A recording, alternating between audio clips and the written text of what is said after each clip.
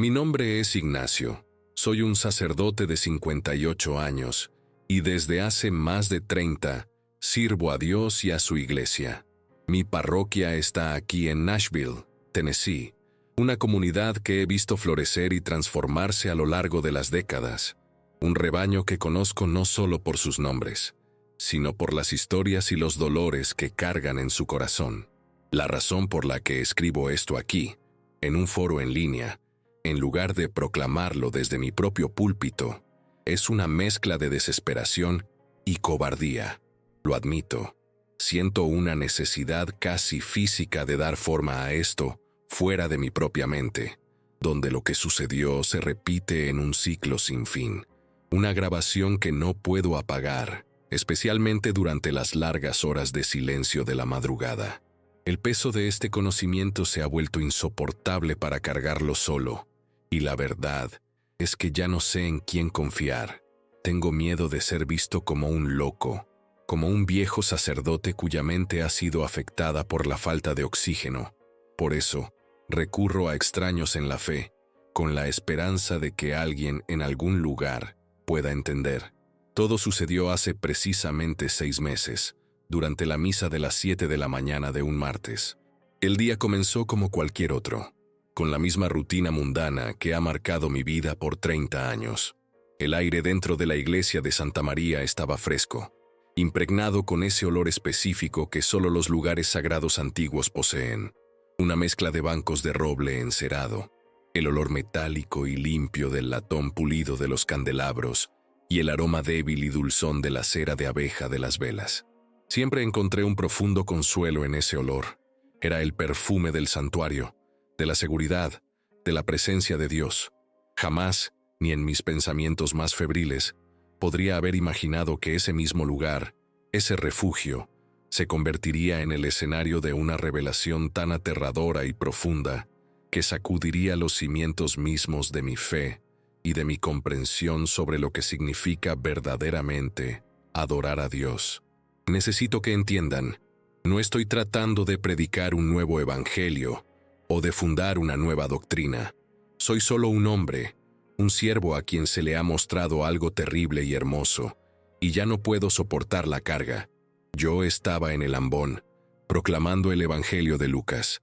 La luz de la mañana, filtrándose por el altísimo vitral de San Miguel Arcángel, proyectaba patrones de zafiro y carmesí que danzaban sobre el suelo de mármol. Recuerdo vívidamente ver esos haces de color pasar por el rostro de la señora Gable, sentada en la primera fila, con los ojos cerrados en oración profunda, las cuentas de su rosario tintineando casi silenciosamente entre sus dedos frágiles y arrugados. Había quizás unas 20 y pocas almas en la congregación esa mañana, los fieles de siempre, aquellos que buscan la comunión silenciosa de una misa entre semana. Mi voz resonaba por la nave, una cadencia familiar que ya había repetido miles de veces, el ritmo sagrado y reconfortante de la liturgia de la palabra. Pero, en esa mañana específica, algo parecía disonante. No era un pensamiento consciente, era más bien una sensación física, una vibración sutil e inquietante en el aire mismo, como una única nota desafinada tocada en una sinfonía perfecta. Era una incorrección que se instalaba en los silencios sagrados entre mis palabras, una premonición que me rozaba el alma y que no conseguía apartar. Al concluir la lectura y prepararme para la breve homilía, una presión extraña comenzó a acumularse en mi pecho. No era un dolor agudo, al menos no al principio. Era un peso, una fuerza constrictora y pesada, como si un bloque de hormigón invisible estuviera siendo lentamente depositado sobre mi esternón, haciendo de cada inspiración un esfuerzo deliberado y superficial. Intenté ignorarlo, atribuyéndolo a una simple indigestión o al cansancio acumulado. Me aferré a los lados del ambón de madera, sintiendo el roble tallado, frío y sólido, bajo los nudillos de mis dedos, en un intento desesperado de anclarme en el mundo físico, de convencerme de que todo estaba bien. Miré los rostros de mis parroquianos, sus expresiones una mezcla de piedad y expectativa gentil. Esperaban que yo partiera el pan de la palabra, que ofreciera alguna pequeña visión para su día, y en lo único que podía concentrarme era en la creciente opresión en mi pecho y en un sudor frío y peculiar que comenzó a formarse en mi frente, deslizándose por mis sienes como gotas de hielo. Mi propio latido, un ritmo que normalmente nunca noto, se convirtió de repente en un tambor frenético y torpe que martilleaba en mis oídos, ahogando mis propios pensamientos. El sonido era tan alto, tan interno, que parecía que mi cráneo se había convertido en la caja de resonancia de un instrumento macabro. Abrí la boca para comenzar la reflexión, para hablar sobre la misericordia de Dios en el pasaje que acababa de leer, pero las palabras se quedaron atrapadas en mi garganta, sofocadas por una fuerza invisible. La sensación era la de una mano apretando mi tráquea por dentro, cortando no solo las palabras, sino el aire mismo. El poco aliento que logré inspirar parecía enrarecido, inútil, incapaz de saciar el hambre desesperada de mis pulmones. El pánico, frío y agudo, comenzó a instalarse. No un pánico escénico, sino un terror primordial, el terror de un animal acorralado. Estaba perdiendo el control de mi propio cuerpo, frente a mi congregación, en el lugar más sagrado de mi vida, y no había absolutamente nada que pudiera hacer. En un instante, la presión en mi pecho explotó. Dejó de ser un peso para convertirse en una fuerza aplastante y perforante, un dolor tan intenso que parecía tener un color, un blanco incandescente. Se irradió hacia mi hombro izquierdo y descendió por mi brazo como un relámpago líquido y hirviente. El santuario, mi refugio, comenzó a inclinarse violentamente, como la cubierta de un barco en una tormenta. La hermosa luz coloreada del vitral, que momentos antes me traía paz, giró en un vórtice nauseabundo de colores desenfocados. El rostro pacífico de la señora Gable, en la primera fila, se transformó en una mancha irreconocible de preocupación. Oí, como si viniera de muy lejos, un jadeo agudo y colectivo desde los bancos. Ellos me vieron vacilar, a su pastor desmoronarse. Intenté levantar una mano, quizás para ofrecerles una señal de tranquilidad, para decirles que todo estaría bien, pero mi brazo era un peso de plomo inerte que no obedecía a mi mandato. El tamborileo en mis oídos se convirtió en un rugido ensordecedor, engullendo todos los demás sonidos. El último sonido que supe fue el impacto frío y duro del suelo de mármol corriendo a mi encuentro. Y un único pensamiento, espantosamente claro en medio del caos. Es esto. Estoy muriendo en la casa de Dios. La oscuridad que siguió al impacto no era una oscuridad común. No era la ausencia de luz que se experimenta cuando se cierran los ojos en una habitación sin ventanas. Era una oscuridad absoluta, un vacío completo de toda y cualquier sensación. El frío cortante del mármol desapareció. El dolor lancinante en mi pecho se desvaneció. El rugido en mis oídos fue reemplazado por un silencio tan profundo, tan total, que era en sí mismo un sonido, una presión negativa en mi conciencia. Ya no tenía un cuerpo. No sentía el peso de mis miembros, el tejido de mis vestiduras, el aire en mis pulmones que ya no existían. Era solo eso, un punto de conciencia flotando en una nulidad infinita. El pánico que sentí en ese estado era de una naturaleza puramente existencial. ¿Es esto?, gritaba la pregunta en el silencio. El fin es solo. ¿Nada? No había infierno, no había cielo, solo un apagón completo, una aniquilación. La identidad de Padre Ignacio parecía una prenda de vestir lejana que me había quitado y dejado atrás. Todo lo que quedaba era un yo despojado, aterrorizado por la soledad de un universo vacío. Fue entonces, en el apogeo de esa desesperación silenciosa, que algo cambió. No fue una visión ni un sonido en el sentido humano. Fue una vibración. Comenzó como una única nota musical, tan sutil que al principio pensé que era una invención de mi propia conciencia, hambrienta de cualquier estímulo. Pero persistió. Una nota sostenida, pura y resonante, que no entraba por oídos que no poseía, sino que vibraba en el núcleo mismo de mi ser. Era un tono que contenía en sí mismo la geometría de toda la creación, una frecuencia que comenzó a dar forma al vacío que me rodeaba. La nota no era ni alta ni baja, pero parecía contener todas las frecuencias posibles dentro de sí. Con una lentitud majestuosa, comenzó a desplegarse, a generar armonías que resonaban en la nulidad, y cada nueva armonía alejaba un poco más mi terror, reemplazándolo por un asombro paralizante. La oscuridad ya no era un vacío, se estaba convirtiendo en un lienzo, y aquella música era el pincel del creador. El miedo no desapareció por completo, pero ahora estaba mezclado con una expectativa abrumadora. Con la creciente complejidad de la armonía, la luz comenzó a nacer. Al igual que el sonido, no era una luz para ser vista con ojos que no tenía. La luz surgía desde dentro del propio sonido, una emanación directa de aquella sinfonía celestial que ahora lo llenaba todo. Era una luz viva, que pulsaba con el color del amor puro, si es que el amor tiene color. Imaginen la luz más cálida y acogedora de una chimenea, no como calor físico, sino como el sentimiento de pertenencia, de seguridad absoluta, de finalmente haber llegado a casa después de un largo y frío viaje.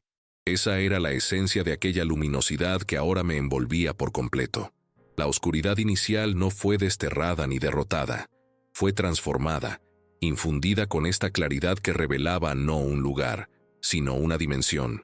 Yo flotaba en un espacio que no tenía suelo, ni cielo, ni paredes, solo patrones de luz y sonido entrelazados en una danza de complejidad infinita, formando estructuras de pura energía que hacían que la más grandiosa de las catedrales de la Tierra pareciera un juguete tosco de niño. Y yo estaba allí, en medio de todo aquello, una partícula de polvo consciente, presenciando la arquitectura del ser mismo. La sensación de pequeñez era abrumadora, pero extrañamente, no era humillante. Era como la pequeñez que se siente al mirar un cielo nocturno perfectamente estrellado, lejos de las luces de la ciudad. Una pequeñez que no disminuye, sino que nos coloca en nuestro debido lugar dentro de algo inimaginablemente vasto y bello. No había sentimiento de indignidad, solo de asombro, y en el centro de esta sinfonía de luz, de esta catedral de sonido, comencé a sentir una presencia. No era una figura que se acercaba desde lejos, era una conciencia que ya estaba allí, que siempre había estado allí, y de la cual todo aquello que yo percibía emanaba. Era la fuente de la música, el corazón de la luz, el compositor de aquella sinfonía. La presencia era la realidad misma de aquel lugar. Era una inteligencia de una escala tan vasta que mi mente, incluso desprovista de un cerebro físico, luchaba por no desintegrarse ante ella. Era como intentar contener el océano dentro de un vaso. Mi pequeño yo, mi identidad, mi vida entera, parecían infinitamente insignificantes ante aquella inmensidad. Sin embargo, y esta es la parte que el lenguaje humano no logra describir, junto con esa vastedad inimaginable, venía una ola de amor tan personal, tan íntimo, que me sentí más conocido y comprendido de lo que jamás fui en toda mi vida terrenal. Cada pecado, cada falla, cada pensamiento secreto, todo era conocido por esta presencia, y aún así, el amor que de ella emanaba era incondicional y absoluto. Era la paradoja suprema, el terror de lo sagrado y la paz del hogar existiendo en el mismo instante, en el mismo ser, el miedo y el amor entrelazados. Fue entonces cuando sentí la tristeza.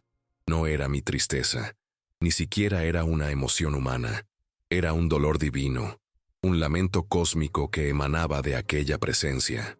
Era la tristeza por una belleza que no era recibida, por un amor que era constantemente rechazado, por una música que era ofrecida pero no escuchada.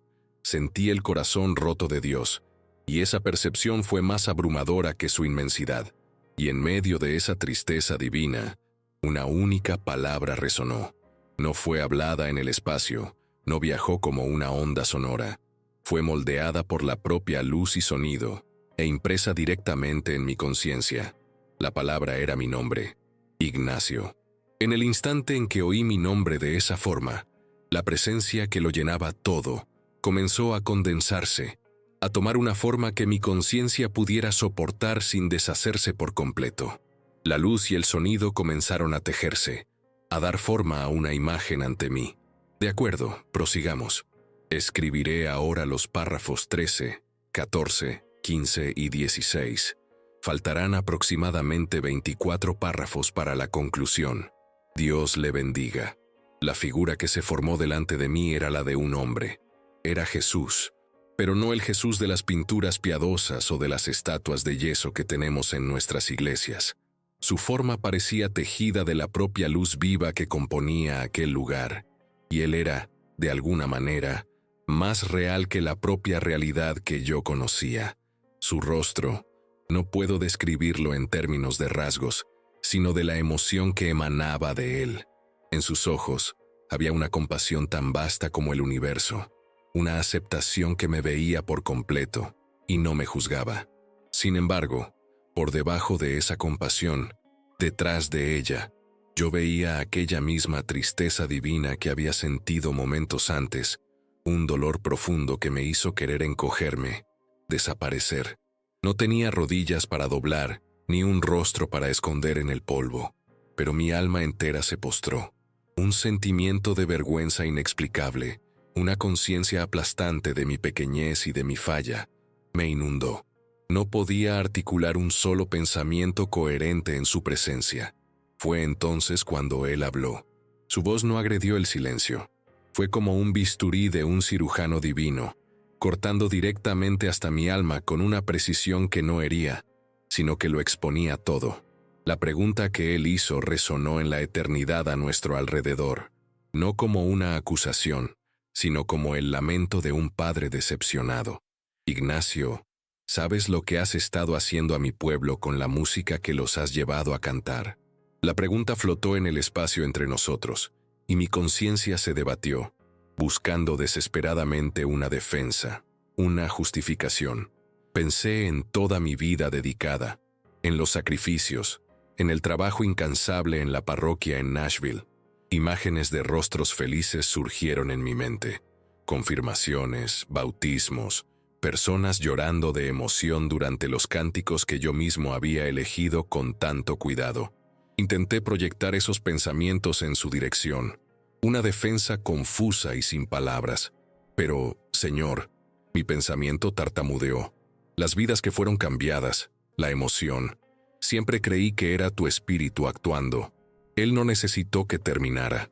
Un movimiento lento de cabeza, lleno de un dolor que partió mi ser, fue su respuesta. La luz en sus ojos pareció disminuir por un instante, como si mi justificación le hubiera causado una herida. Hijo mío. Su voz resonó de nuevo, gentil pero inquebrantable, firme como una roca. Muchas de esas respuestas emocionales que tú atribuiste a mi espíritu no vinieron de mí. Eran solo eso, emociones humanas, emociones que no alimentan el alma, solo la entretienen temporalmente. El impacto de aquellas palabras fue más violento que la caída al suelo de la iglesia. Fue el sonido del cimiento de mi vocación rompiéndose. Cada himno que había seleccionado con tanto esmero, cada estribillo que vi llevar a la gente a las lágrimas, cada momento de aparente unción musical en mi iglesia, fue súbitamente puesto bajo una luz nueva y terrible. La posibilidad de que hubiera estado entreteniendo a mis ovejas en lugar de alimentarlas era una agonía que nunca había imaginado posible. Necesito mostrarte algo, Ignacio, continuó, y la tristeza en su voz era palpable, casi física.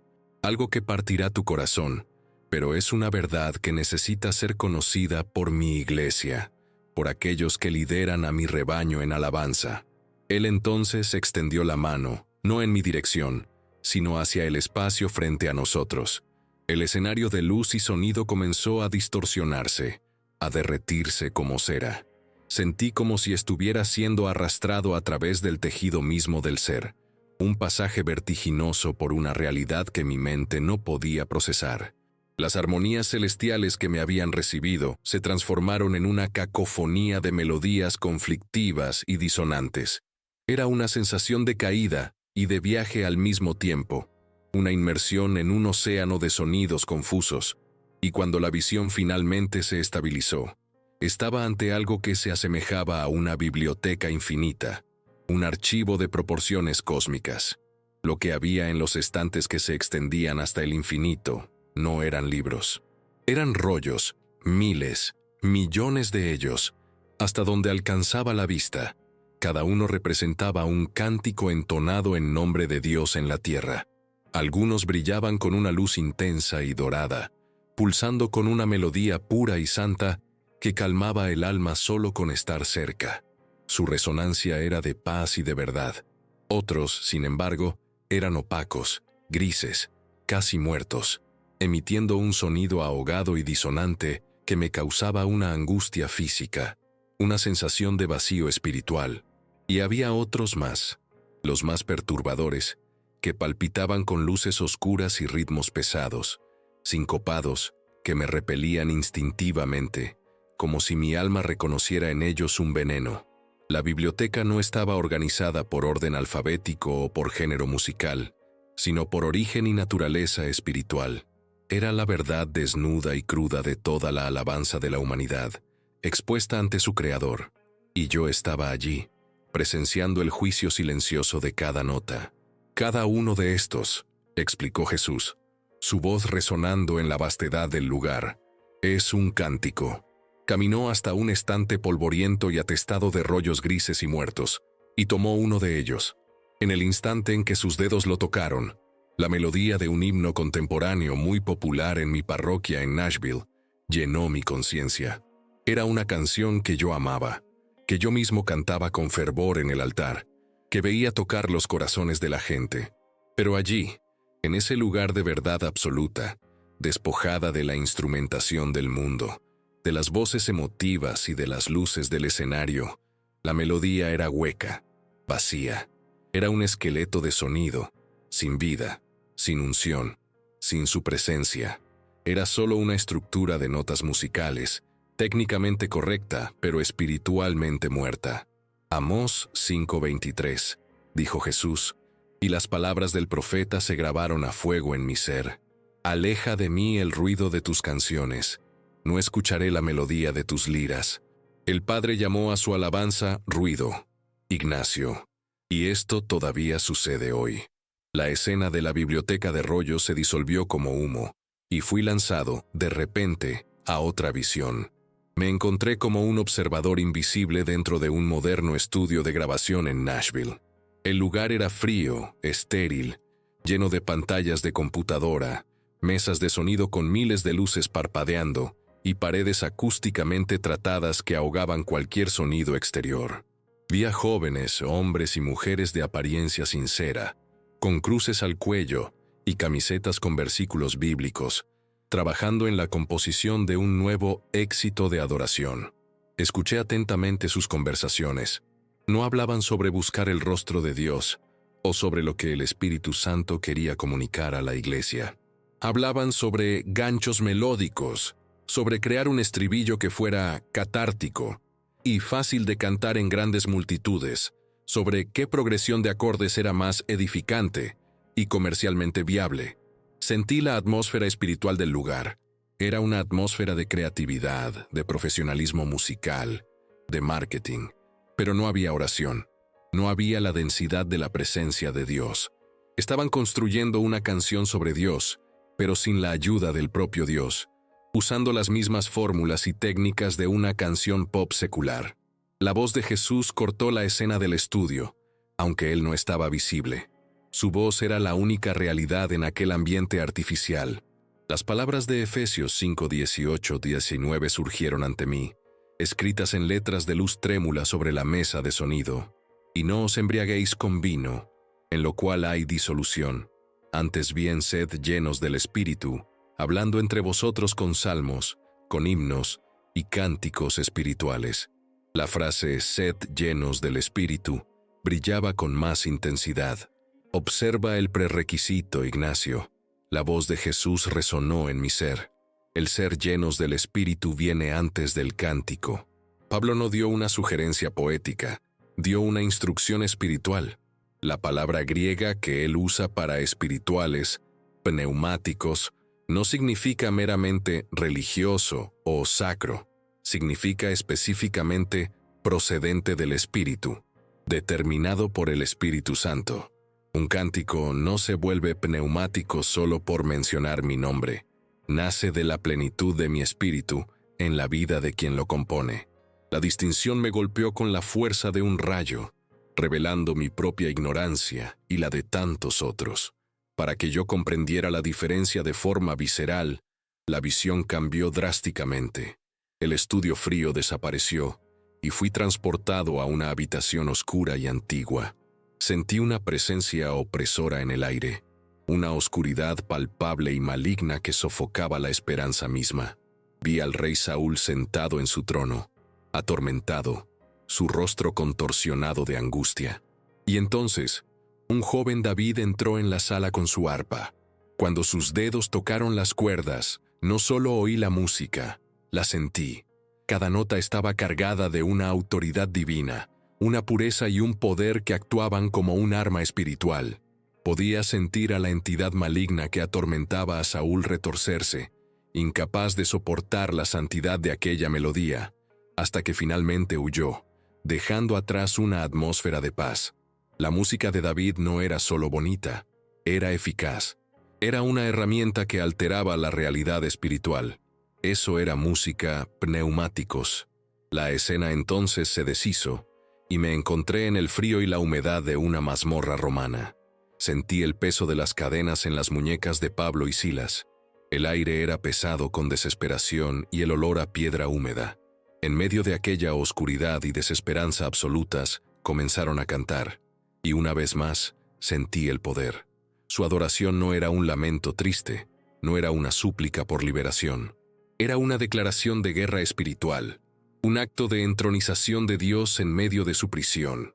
La tierra tembló, no por el volumen de sus voces, sino por la pureza y el origen espiritual de su alabanza, que sacudió los cimientos mismos de la opresión romana. Las puertas se abrieron, y las cadenas cayeron, no como un milagro aleatorio, sino como una consecuencia directa del tipo de adoración que ofrecieron. Una adoración nacida del Espíritu, que comandaba la autoridad del cielo. La visión final de esta lección fue la más dolorosa de todas. Fui llevado de vuelta a mi propia iglesia, la parroquia de Santa María en Nashville. Era un domingo cualquiera, y la iglesia estaba llena. El grupo de música tocaba uno de los himnos más populares, una de esas canciones que yo mismo había aprobado con entusiasmo, una canción nacida en un estudio como el que acababa de ver.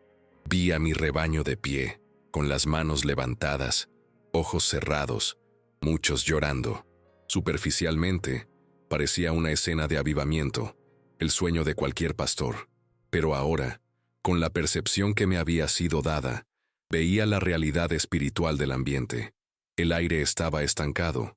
La presencia de Dios no estaba allí, al menos no de la forma manifiesta que todos creían. Las emociones eran genuinas, pero eran autogeneradas, un ciclo de sentimentalismo alimentado por la música repetitiva y la psicología de la multitud. La gente se estaba emocionando, pero no se estaba conectando con el santo. «Mira el fruto, Ignacio», dijo Jesús, su voz llena de compasión. ¿Esto solo agita las emociones o, de hecho, abre un camino para mi presencia?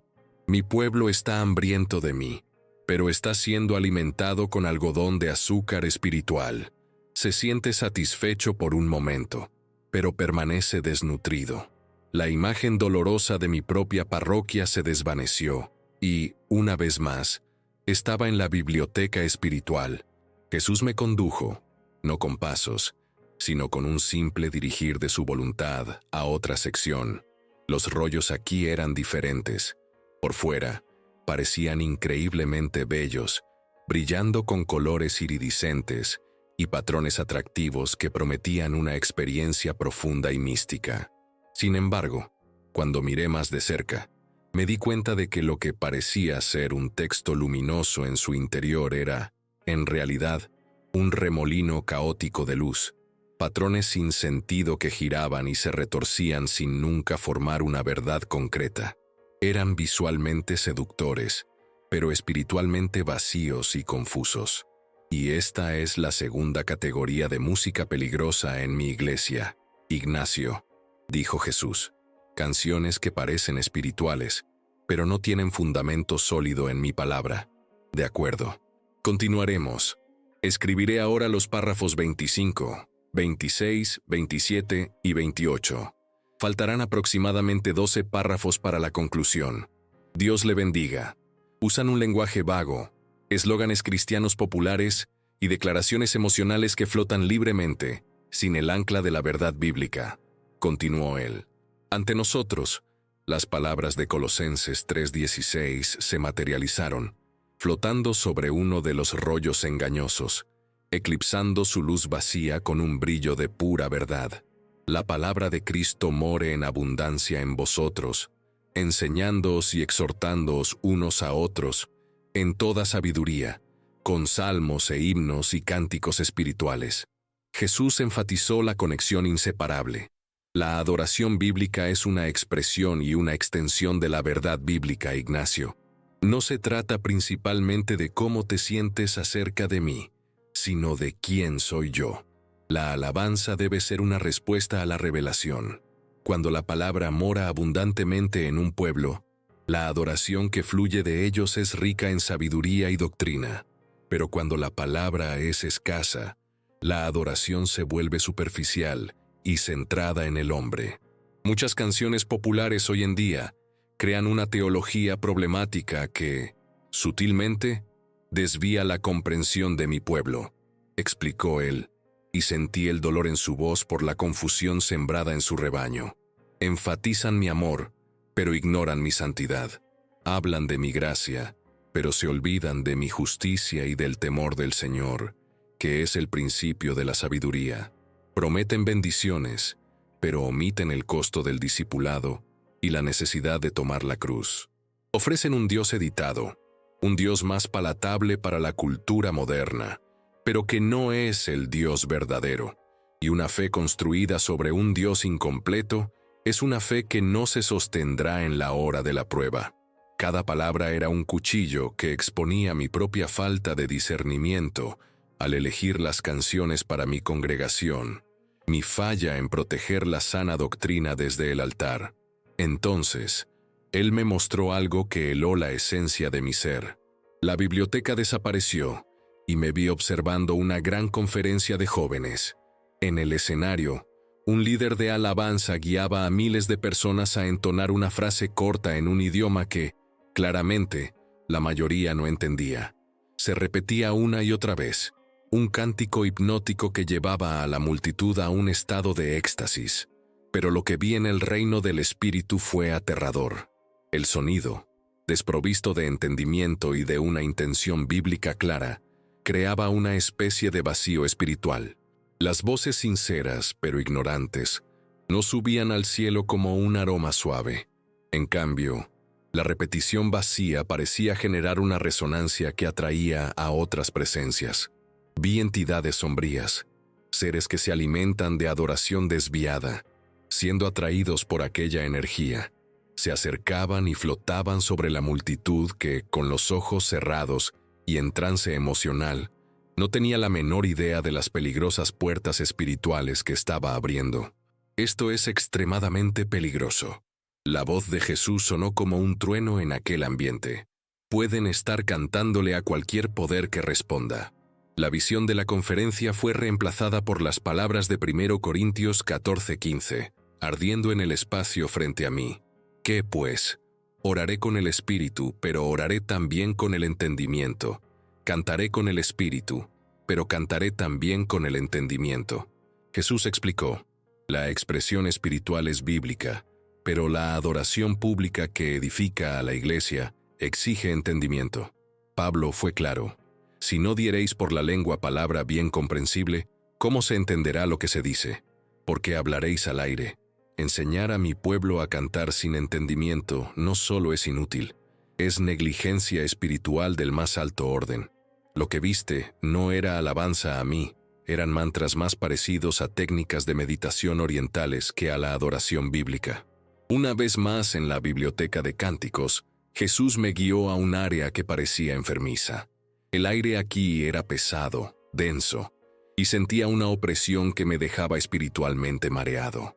Los rollos en esta sección eran perturbadores de ver. No eran solo grises o caóticos. Palpitaban con una luz oscura, emitiendo ritmos graves y pulsos sincopados que resonaban en mi ser con una sensación de contaminación. Era una música que, incluso sin letra, parecía apelar a algo más primitivo, más carnal, algo que despertaba el cuerpo en lugar de aquietar el alma ante Dios. «Esta es la tercera categoría, Ignacio», dijo Jesús, y su voz era grave, solemne. Cánticos que pueden incluso tener letras bíblicamente correctas, pero que están musicalizados con melodías y ritmos que cargan influencias espirituales mundanas. En el reino del espíritu, el sonido tiene poder y lleva una identidad propia. Poner mi nombre sobre ciertas estructuras musicales no purifica su origen ni anula su efecto espiritual primario. Las palabras de Amós 5:23 aparecieron de nuevo, pero esta vez la palabra ruido ardía con una intensidad particular. «Aleja de mí el ruido de tus canciones», repitió Jesús. Presta atención, Ignacio. Dios no rechazó las letras de Israel. Él rechazó el ruido de sus canciones. La palabra hebrea aquí, jamón, no significa solo un sonido alto. Significa un tumulto, un sonido confuso, profano. Israel había adoptado los estilos musicales de las naciones paganas a su alrededor. Tomaron las melodías y los ritmos usados en la adoración a Baal y Astarot, músicas creadas para inducir al frenesí y a la sensualidad, y simplemente insertaron el nombre de Yahvé. Pensaron que estaban santificando la música, pero en realidad estaban profanando la adoración. El recipiente estaba contaminado. Tuve entonces un atisbo rápido y nauseabundo de esa adoración antigua, una escena caótica, ebria y sensual, todo bajo el pretexto de alabar a Dios, y vi, para mi horror, el paralelo directo con ciertas atmósferas de adoración moderna. La visión cambió a un gran evento cristiano contemporáneo. Las luces láser barrían a la multitud, el humo artificial llenaba el escenario y el pulso de la música era tan alto y pesado que hacía vibrar el aire mismo. La gente saltaba, gritaba el nombre de Jesús, pero la atmósfera espiritual que yo percibía era la de un concierto de rock, no la de un santuario. Veía espíritus de entretenimiento, de exhibicionismo y de una sutil sensualidad siendo atraídos y alimentándose de aquella energía, mientras la verdadera y santa presencia de Dios se mantenía a distancia, como si fuera repelida por aquel ambiente profano. «¿Dónde está la distinción aquí, Ignacio?», cuestionó Jesús. Entonces las palabras de 2 Corintios 6:17 brillaron sobre la multitud frenética. «Salid de en medio de ellos, y apartaos, dice el Señor, y no toquéis lo inmundo, y yo os recibiré». Su voz continuó, llena de un celo santo.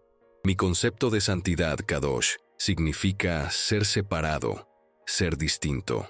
Cuando la música de mi casa se vuelve indistinguible de la música del mundo, excepto por la letra, ha perdido su santidad, ha perdido su poder como un vaso para mi presencia. Deja de ser un arma espiritual y se convierte en solo entretenimiento religioso. Y yo no morí para entretener a mi pueblo, sino para santificarlo. Para mostrarme el contraste, la escena del show ruidoso se disolvió y fui llevado a la época del rey David. Durante el establecimiento de la alabanza en Israel, vi a los músicos levitas que él designó, conforme se describe en 1 Crónicas 25. No eran solo artistas talentosos, eran hombres proféticamente sensibles. Sentí la actitud de sus corazones. No copiaban las músicas de los filisteos o de los egipcios. Buscaban a Dios por las melodías, por los ritmos, comprendiendo que ciertas armonías y modos musicales invitaban a la presencia del Altísimo, mientras que otros eran comunes, profanos. David no nombró buenos músicos. Él apartó para el ministerio a los que profetizaban con arpas, salterios y címbalos. La música no era un mero preludio a la palabra, era una parte integral del acto profético. Comprendí entonces, con un terror abrumador, que el ministerio de música no es una cuestión de entretenimiento o de preferencia de estilo, sino un sacerdocio, un acto de guardar las puertas espirituales de la congregación. De vuelta a la biblioteca espiritual, Jesús me llevó a una sección que era, a primera vista, la más deslumbrante de todas. Los rollos aquí no eran dorados ni grises, sino que explotaban en colores vivos y cegadores, como fuegos artificiales continuos. Eran vibrantes, energéticos, y su luz pulsaba de una forma que inmediatamente generaba una sensación de euforia y excitación. Era una atracción magnética y poderosa. Sin embargo, cuando intenté enfocar mi ser en cualquiera de ellos para discernir su contenido, no encontré nada. No había texto, no había una melodía central, solo una superficie brillante y arremolinada. Era como mirar directamente al sol. La intensidad de la luz impedía que se viera la propia estrella. Esta es la cuarta categoría, Ignacio, y una de las más seductoras, dijo Jesús. Cánticos que priorizan la experiencia emocional sobre la verdad divina. Son creados primariamente para generar sentimientos poderosos, no para facilitar una genuina comunión con el Dios de la verdad. En fuerte contraste con los rollos llamativos e inestables, las palabras de Juan 4:24 se formaron frente a nosotros, grabadas en una luz sólida, firme e inquebrantable. Dios es espíritu, y los que le adoran, en espíritu y en verdad, es necesario que adoren. Jesús se movió para interponerse entre las palabras, y yo, forzándome a encararlas. Yo puse el mismo énfasis en ambas partes, Ignacio, espíritu y verdad. Muchos en la iglesia hoy se han vuelto expertos en agitar el alma, las emociones, la psique, la voluntad, y confunden eso con un mover del espíritu. Entonces, Él me mostró algo que me hizo desear no haber existido nunca. La escena cambió, y vi un culto de adoración. Jesús, como si descorriera una cortina, me reveló el mecanismo detrás de lo que veía. Vi cómo la progresión específica de los acordes, subiendo en un crescendo, fue diseñada para crear tensión y liberación emocional. Vi cómo la iluminación del escenario disminuía y aumentaba en momentos clave para manipular el ambiente. Oí la repetición de frases simples y sentimentales, machacadas hasta romper las defensas intelectuales y provocar una respuesta puramente anímica. Entonces vino el horror. Jesús me mostró la misma escena, con las mismas lágrimas y manos levantadas, pero me hizo sentir la ausencia total de su espíritu. La experiencia estaba siendo completamente fabricada. La visión de la adoración anclada en la verdad se deshizo, y Jesús me condujo a una nueva sección de aquella biblioteca infinita. Este lugar no se parecía a los otros. Tenía la apariencia de un escenario de espectáculos, bañado por focos brillantes. La calidad de los rollos aquí era extraña y profundamente perturbadora. La luz que emitían, en lugar de irradiar hacia afuera, hacia Dios, parecía curvarse hacia atrás, iluminándose a sí misma. Eran rollos egocéntricos. La música que emanaba de ellos era, en muchos casos, técnicamente impecable, con arreglos complejos e interpretaciones vocales impresionantes. Era una música que exigía admiración por su habilidad, y ese era exactamente el problema. Esta es la quinta categoría, Ignacio, dijo Jesús, y su voz contenía un tono de advertencia. Canciones que, aunque puedan tener la teología correcta, son presentadas de una forma que sirve para destacar el talento del artista, en lugar de dirigir la atención a la gloria de Dios. En el centro de aquel escenario espiritual, las palabras de Juan el Bautista, de Juan 3:30, fueron grabadas en fuego, eclipsando los focos. Es necesario que Él crezca, pero que yo mengüe. Jesús señaló las letras incandescentes. Este es un principio espiritual fundamental e innegociable para cualquiera que se ponga delante de mi pueblo, especialmente en la adoración. Cualquier elemento, un adorno vocal innecesario, un solo de guitarra para exhibición, un gesto dramático calculado, cualquier cosa que haga que la congregación piense, «¡Wow, qué cantante tan talentoso!», en lugar de «¡Wow, qué Dios tan grandioso!», ha violado este principio. El foco ha sido robado. La emoción que sentí venir de Jesús ya no era solo tristeza, era un celo santo, una ira divina. Soy un Dios celoso de mi gloria, Ignacio. cuando el tiempo de adoración se convierte en una plataforma para que un artista construya su carrera o promueva su marca personal, se convierte en una forma moderna de idolatría. Finalmente, Jesús me llevó a la sección más perturbadora de la biblioteca. La sensación aquí era de violación. Los rollos parecían haber sido rasgados y luego remendados con materiales extraños e incompatibles. Se veía la luz pura de un fragmento original mezclada con parches opacos y sucios. La resonancia que emitían era esquizofrénica, una melodía sagrada luchando contra un ritmo profano dentro del mismo cántico. Esta es la sexta y última categoría, Ignacio, y quizás la más sutilmente engañosa, dijo Jesús. Son los cánticos que fueron originalmente creados para el mundo, canciones de amor romántico, baladas seculares, y que luego tuvieron sus letras alteradas para referirse a mí. Pero el alma de una canción, su ADN espiritual, está codificado en su estructura melódica y rítmica desde su nacimiento. Él entonces citó su propia advertencia en Mateo 9:17. No se echa vino nuevo en odres viejos. El vino nuevo de la inspiración de mi espíritu requiere odres nuevos, cánticos creados y dedicados desde su concepción con el único propósito de adorarme. La intención sincera no santifica un recipiente profano. El peso de todas las 6 revelaciones se desplomó sobre mí, aplastando todo lo que pensaba saber sobre la adoración. La biblioteca de horrores y revelaciones se disolvió, y me vi de nuevo solo en la presencia de la luz pura y la forma de Cristo. Pero la atmósfera de instrucción había terminado. Ahora el sentimiento era de urgencia, de un tiempo que se agotaba. Ignacio, dijo él, y su voz contenía el peso de los tiempos. Dile a mi pueblo que volveré pronto, y que el Padre busca a los que le adoran en espíritu y en verdad. Habrá un gran engaño en los últimos días, y será más fuerte en el área de la adoración.